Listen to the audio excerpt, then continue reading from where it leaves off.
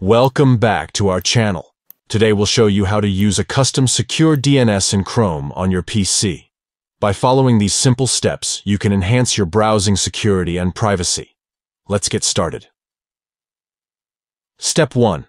Open Chrome. Launch the Chrome browser on your PC by clicking on its icon. Step 2. At the top right corner of the browser, click on the More button. It looks like 3 vertical dots. Step 3. From the drop-down menu, select Settings to access the Chrome settings page. Step 4.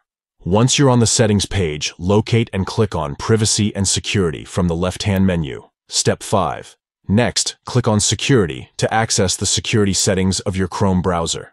Step 6. Scroll down to find the Use Secure DNS option.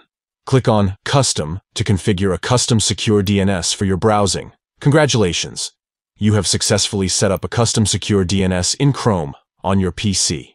This will help protect your online activities and keep your browsing more secure.